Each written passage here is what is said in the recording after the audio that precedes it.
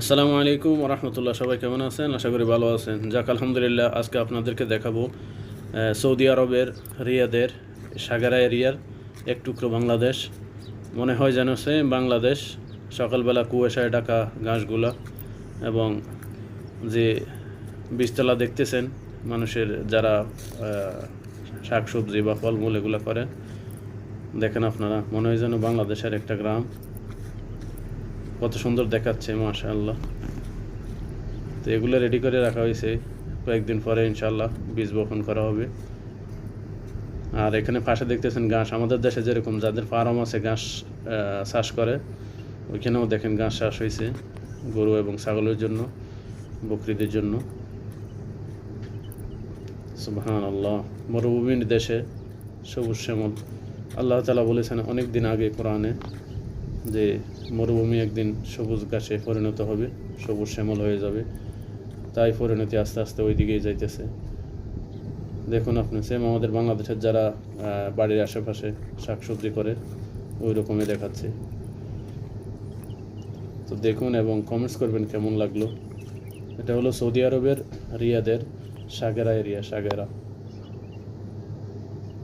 এক টুকরো বাংলাদেশ। এগুলো আসলে আমাদের দেশের লোকেরাই করে থাকে। এখন বর্তমানে ধান চাষ হইতেছে, আপনারা হয়তো আশ্চর্য হবেন, ইনশাল্লাহ দেখাবো আপনাদেরকে।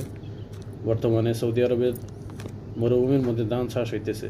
কিছুদিন আগে দেখলাম আমাদের বাংলাদেশি ভাইয়েরা ধান কাটতেছে, আরবি আইলে বসে আছে। এগুলো হলো মূলা, মূলা চাষ করা হয়েছে। এগুলো ছোটো, আর একটু বড় আছে, সামনে দেখাবো।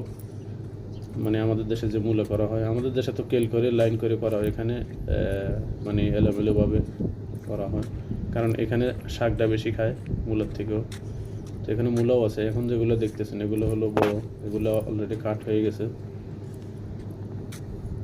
মাশাআল্লাহ, এরিয়া শুধু শাকসবজি। সুবহানাল্লাহ। তো সকালবেলা সূর্য উঠতেছে, কুয়াশা ঢাকা শাকসবজিগুলা দেখেন। এখনো মাটিও একটা ভিজা, কুয়াশা পড়ছে সারা রাত। সেম আমাদের বাংলাদেশের মতোই, মনে হয় যেন বাংলাদেশের কোনো একটা গ্রামে ঘোরা হচ্ছে। সুবহানাল্লাহ। এই দেখেন মিষ্টি কুমড়ার ক্ষেত, ফুল আসতেছে, মিষ্টি কুমড়াও আছে। যাক আলহামদুলিল্লাহ, আজকে এই পর্যন্ত। আল্লাহ হাফেজ, আসসালামু আলাইকুম ওয়া রাহমাতুল্লাহ। সবাই